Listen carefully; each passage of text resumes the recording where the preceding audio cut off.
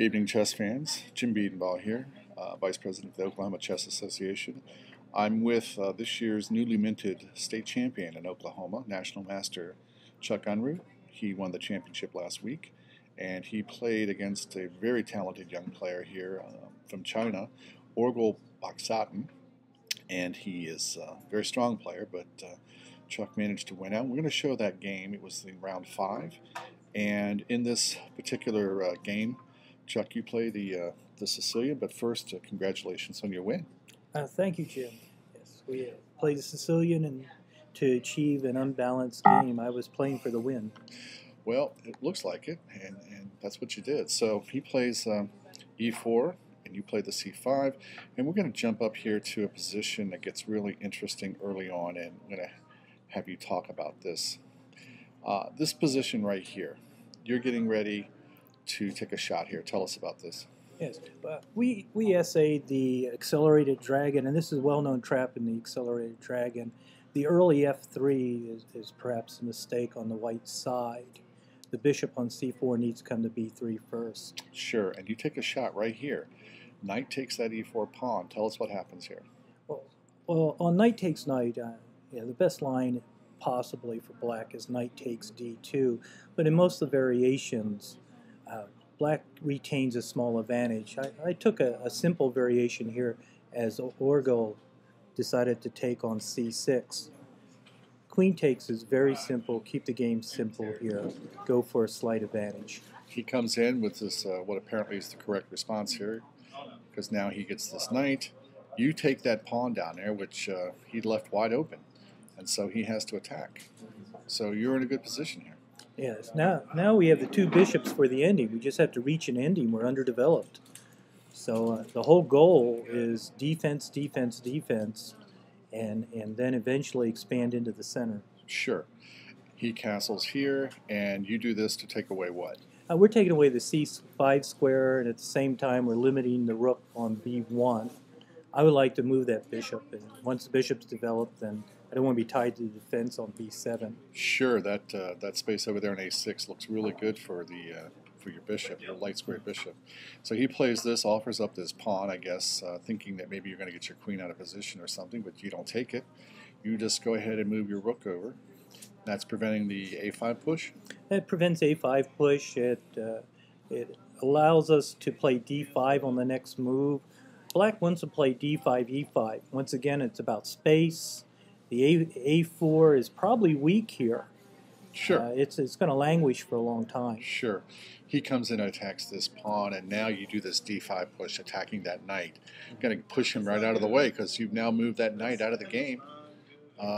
You go back and defend your pawn here, and this is really solid for you. It's very solid. The knight without a post in the center will definitely favor black with his bishops. Sure. He doubles up here, and you just defend there easily.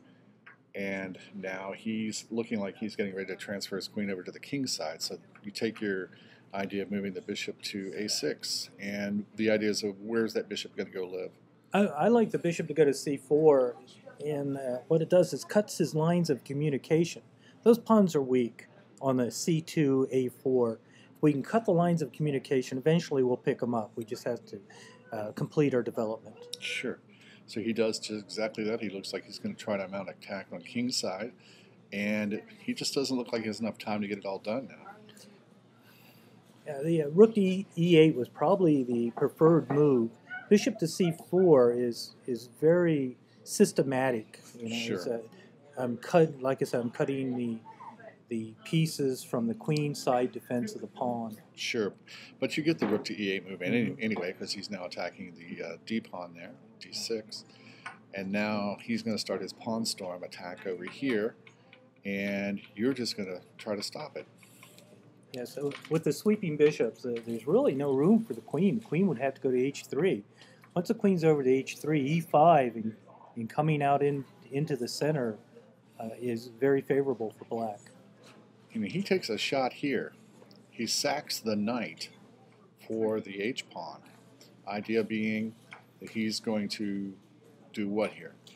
He has to make it happen. if he sets on the position, black eventually expands, gets the space, gets the superior ending, has the extra pawn. So this was a desperate shot. Okay. So now you just start doing what you talked about doing, and that's expanding the center and pushing those pawns right down on top of him. He moves the queen back, looking like he's going to move the h pawn, I guess. And your idea here is just to get the queen off? Yes, we're really trying to force the queen away from the light squares over on h5. And to avoid the trade, he has to go to g3, and that allows queen to g6, stopping the advance of the h-pawn. If the pawn storm doesn't come through, the attack actually diminishes for white. It just doesn't go anywhere. Sure, so he comes up here. Of course, you're not going to take here, and now you push this pawn down. And this pawn, this e-pawn is going to be a problem for him later in the game. Black owns the center. Without the two rooks entering into the attack, it's basically a queen and bishop against two rooks, a bishop, queen, and king. Well, that sounds like a win to me. So he moves his queen over, and now this pawn right here moves out of the way, attacking the c2 pawn. And tactics. Rook takes on e3 allows bishop to d4, pinning the rook to the king. Oh yeah, that's I didn't see that. That's good. He comes up here, and now you take the pawn on c2. We were comfortable with the thought that, or I was comfortable with it, and that I could play queen back to f2, and the queen comes back to the king side to defend because it's with check. Sure. He comes in here, pushes this pawn up, attacking your bishop, but you just simply offer the exchange now. Does he? Is it better for him? I guess it's not a good idea for him to push that h-pawn because rook's on it. So. Well, no, the queen guards the h-pawn. The queen comes back, defends, and once again the attack just stalls. Sure. Queen comes up here, and now you double up on that rook. He attacks your queen, and now you do the check here. Yes.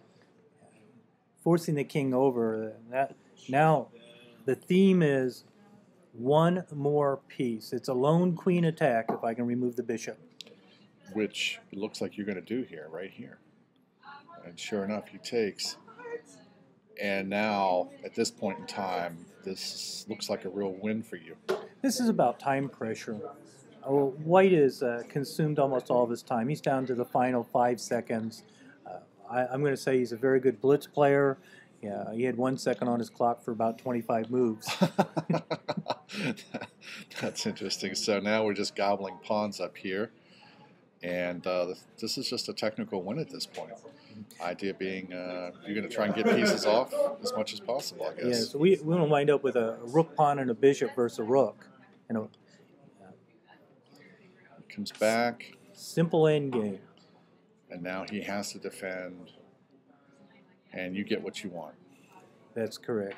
And the theme has been, we probably during the game, I would say a third of the time, especially near the end, we had the second or third move in the computer instead of the first. It was all about limiting risk, limit counterplay.